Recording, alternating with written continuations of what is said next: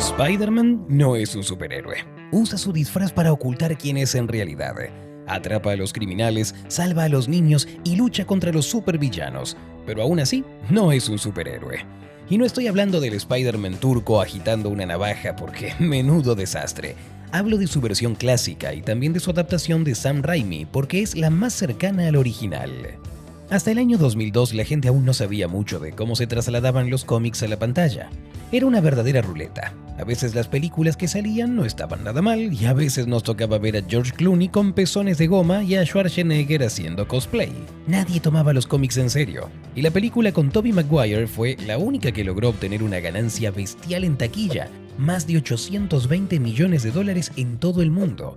Se convirtió en la película más taquillera del 2002 y las empresas productoras de cine tuvieron un verdadero interés en las adaptaciones cinematográficas de los cómics.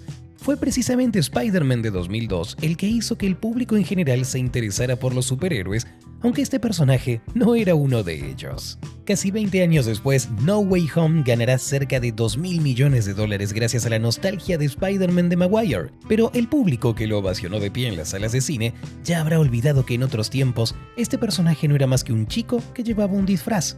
Era una persona de piel y hueso, con sus propios problemas y preocupaciones. Pero debemos tener en cuenta lo siguiente: han pasado casi 6 años desde la muerte de Stan Lee. Desde el 2018 Marvel existe sin su creador y se aleja cada vez más de la humanidad de sus primeros personajes. Les pido que pongan un like a este video y lo comenten si también añoran los días en que los superhéroes eran personas normales con problemas cotidianos. Hoy hablaremos de cómo nació el personaje de Peter Parker, cómo abrió el camino a los superhéroes que lo siguieron y cómo murió sin gloria bajo los aplausos de la multitud. Cada superhéroe nuevo refleja cierta etapa de la historia moderna y corresponde a la demanda de la gente de su época.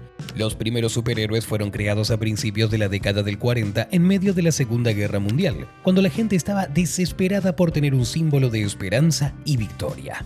El más popular de ellos es el Capitán América, que en plena ola de propaganda nacionalista alababa el patriotismo. En la portada de la revista da un puñetazo en la cara al propio Hitler, pero tan pronto como terminó la Segunda Guerra Mundial, Steve Rogers fue tirado a la basura.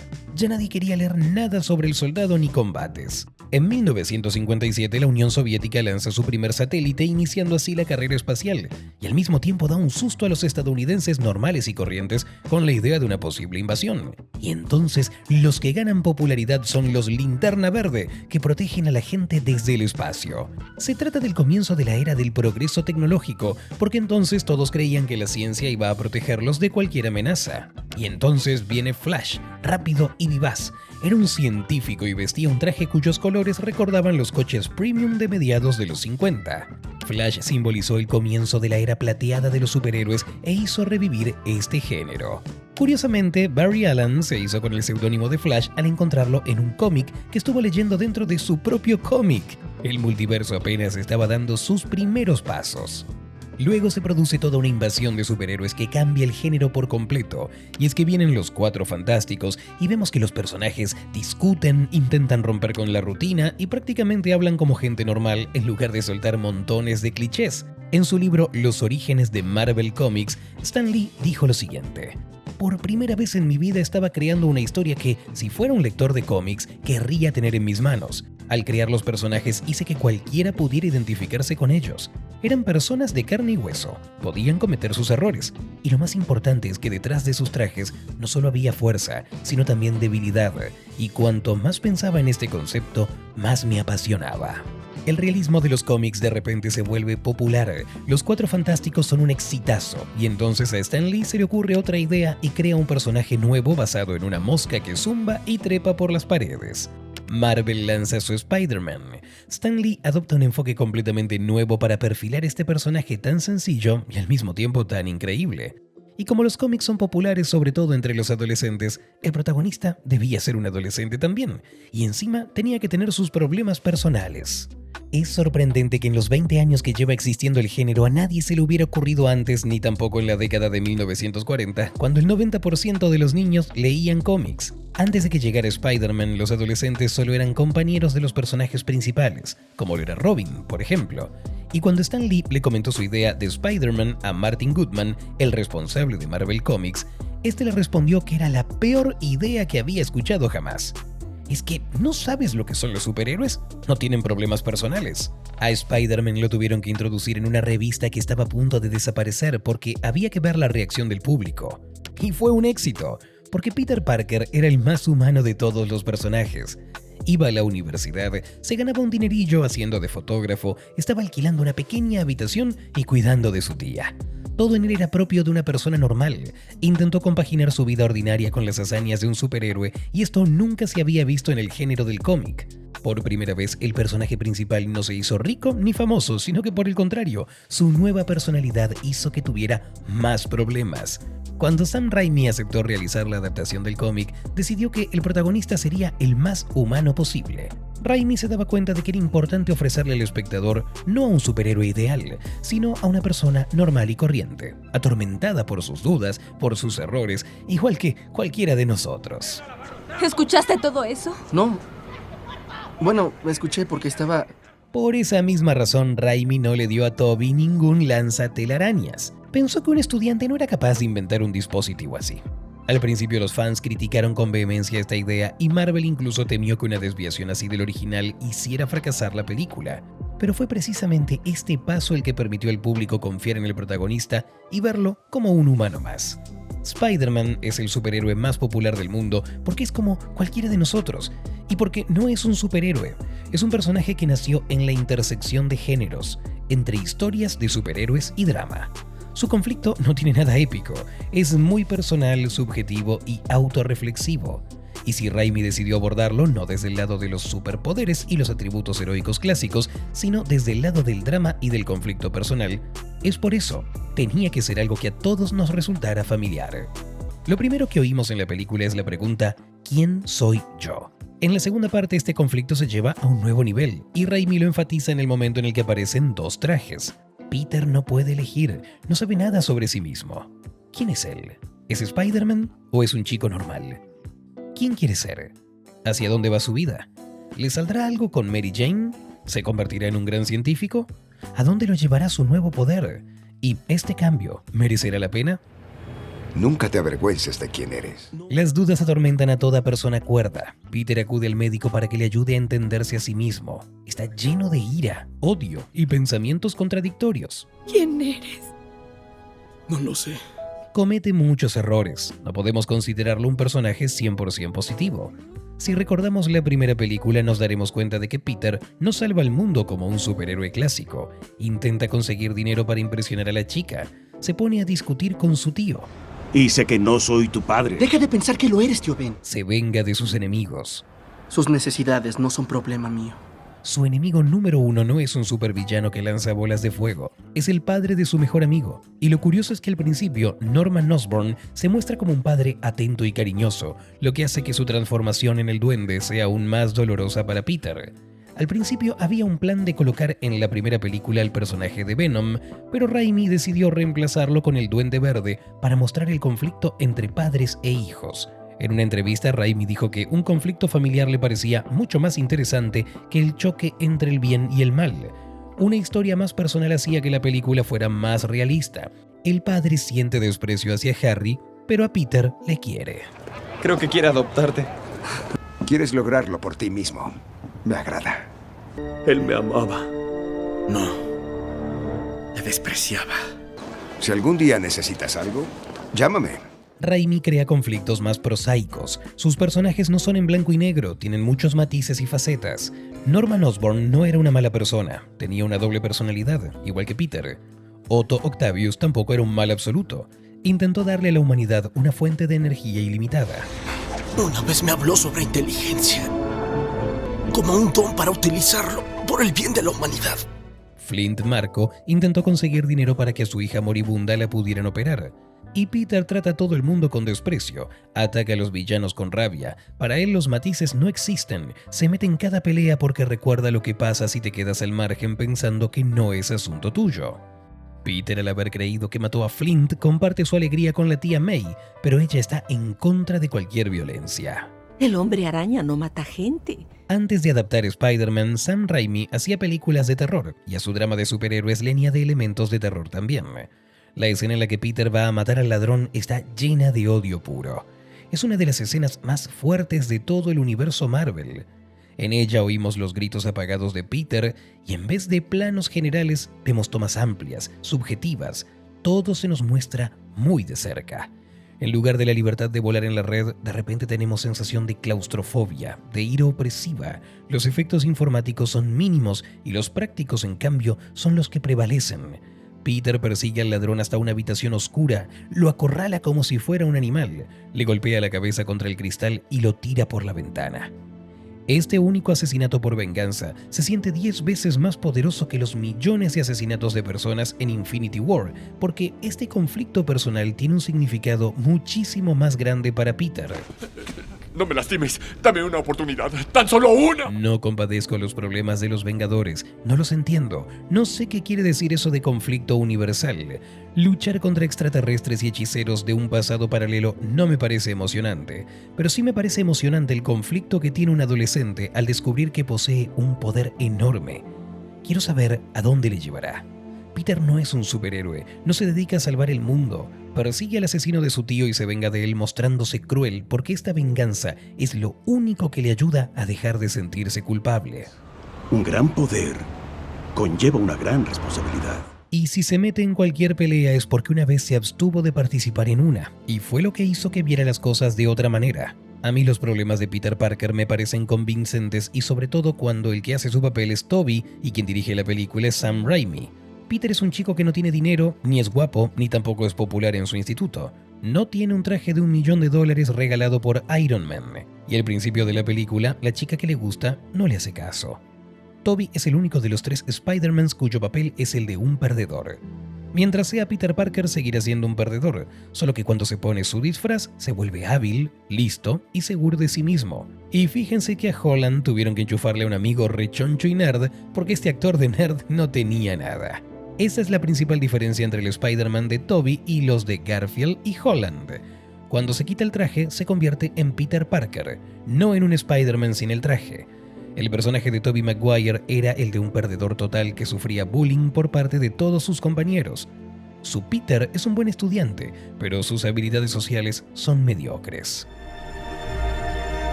El Spider-Man de Garfield no sufre bullying por parte de sus compañeros de clase. De hecho, solo tiene problemas con uno de ellos, un gallito llamado Flash, y tampoco es nada grave. En cuanto al de Holland, es un chico muy popular, así que Flash no se mete con él y solo le dirige un par de bromas totalmente inofensivas. El propio actor Tom Holland admitió que los directores prefirieron que su personaje fuera más exitoso y popular y lo hicieron a propósito para que les cayera bien a los espectadores de la última generación. Para mí, por ejemplo, los $20 regalados por la tía May significan mucho más que un traje multimillonario de Tony Stark. No lo quiero, tía. Claro que sí, puedes recibir dinero de mí. Porque prácticamente es todo lo que tienen. La tía May es muy pobre, fue desalojada de su casa. Es un gesto pequeño, pero no tiene precio. Para el multimillonario Stark, el traje no vale nada. Ha tenido cientos de sus inventos que se habían roto o acabaron explotando. Esto hace que el significado del gesto pierda su valor. Me importa un bledo, porque a él le importa un bledo. Si para el Spider-Man de Holland el ídolo es Tony Stark, un playboy, un multimillonario y un filántropo, para el Spider-Man de Tobey, su ídolo es Octavius. Él es un nerd que tiene su encanto y está casado con una mujer maravillosa que le adora. Cuando Peter cena con ellos, se da cuenta de lo que quiere tener él mismo. Una vida tranquila con Mary Jane y un despacho en la universidad. El traje de superhéroe no le trae nada más que dolor y sufrimiento. Es una herida enorme que no se cura. Al final Peter pierde sus poderes y no puede escalar paredes, porque esta no es una película sobre un superhéroe, sino sobre un hombre que es incapaz de dejar atrás el pasado y perdonarse a sí mismo. El propio Sam Raimi considera este momento el más importante y el más personal de toda la trilogía. Peter Parker no quiere ser Spider-Man y el personaje de Tobey Maguire menos todavía. Como decía Stan Lee, lo que se esconde detrás de su traje no es una fortaleza, sino una debilidad. Peter es un típico nerd y donde mejor nos lo demuestra es en esta escena. Un aumento exponencial de energía liberada. Gran cantidad de energía. Y ahora vamos a abordar la escena más significativa de todo el cine que ha habido hasta ahora. En su momento causó una gran ola de desconcierto. Todos decían que era una vergüenza de escena. Sin embargo, la intención era esa precisamente. El simbionte dentro de Peter le hace sentir seguro. Esa manera tan estúpida de bailar y de caminar es su idea de lo que es ser un chico popular, porque es un nerd y está convencido de que para ser popular hay que hacer eso. Peter es un verdadero genio. Yo estaría perdida sin él. Muchos critican la trilogía de Sam Raimi por su uso repetido del cliché de la damisela en apuros, pero pocas personas se dan cuenta de que Raimi utilizó este cliché porque quiso para parodiar las clásicas películas de terror de los años 30 que fueron su inspiración. Caer en la tentación y líbranos. El duende se mete con la tía May y luego secuestra a Mary Jane. Octavius también se mete con la tía May, luego secuestra a Mary Jane. ¿Y qué hace Venom? Y bien, ¿a dónde? Es el estilo propio de un gran aficionado a las películas de terror. Raimi es el fan número 1 de los zooms nítidos y las mujeres gritando como locas. La mejor manera de hacer que el público sienta miedo es mostrarle en primer plano el horror en la cara del personaje. Fue precisamente la visión propia del autor la que hizo que las primeras películas de Marvel fueran mucho más que parte de un universo. Fueron autosuficientes, fueron las que conquistaron a la audiencia de su época, y hay una decena de escenas en la trilogía de Raimi que parecen sacadas de una película de terror. La transformación de Peter, Harry y la risa de su padre, ¿Papá? Harry y Octavius, Norman frente al espejo, Desaparecer a los que se te interponen. Norman con la máscara, Pero a Parker sí podemos destruirlo. No puedo. o el duende disfrazado de anciana. Y sobre todo la escena con Octavius en el hospital. 3 minutos de puro terror.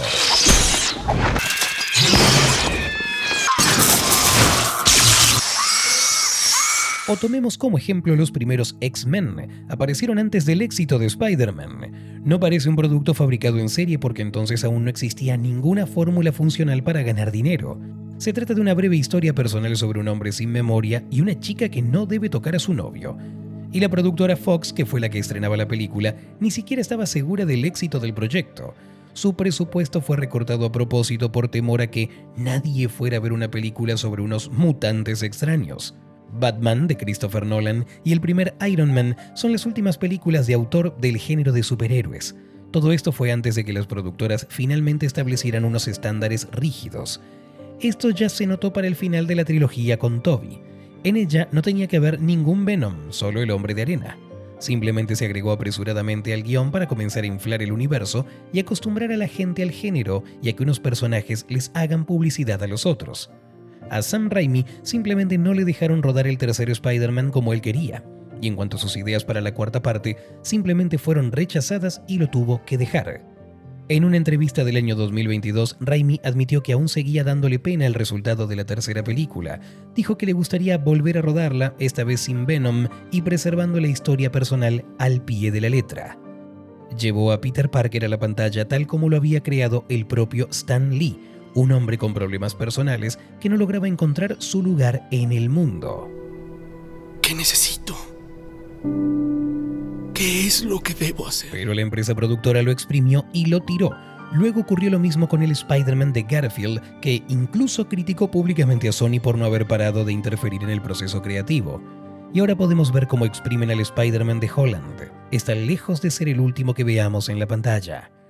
Raimi dijo que al público le atraían historias de la gente normal, y es que ahora hay cada vez menos espacio en la pantalla para este tipo de cosas, porque lo ocupan cada vez más las películas llamativas y diría vistosas. El grado de bestialidad va creciendo. Mundos paralelos, viajes en el tiempo, genocidio masivo del universo. Después de esto, la compañía simplemente no puede permitirse una historia pequeña, personal, sobre un hombrecillo insignificante. Si les interesan los temas que analizamos en nuestros videos, les pedimos que apoyen al canal. Suscríbanse, compartan este video con sus amigos y continúen viendo nuestros otros análisis en el canal. Tratamos de hacer que no solo vean la película, sino que lleguen a la esencia de cada una de ellas. Spider-Man abrió el camino para los superhéroes en el gran cine y luego fue exprimido y escupido. No estoy tratando de hacerles menospreciar el trabajo de Tom Holland. Me gusta cómo trabaja Holland y me gusta su Spider-Man. Solo quiero decir que este Spider-Man es completamente diferente. Es como una nueva versión del Joker. Su Spider-Man es un superhéroe como Thor o el Capitán América. No sé si es bueno o malo, pero me parece muy triste que probablemente nunca volvamos a ver ese Spider-Man tan normal y corriente. No un Spider-Man superhéroe ni uno vengador, sino el Spider-Man creado un día por Stan Lee, un Spider-Man de carne y hueso como nosotros, con nuestras paranoias y nuestros problemas cotidianos tan banales como por ejemplo una cerradura rota. Tendrá su renta cuando repare esta maldita puerta. Qué grosero. Es un chico bueno. Debe tener algún problema.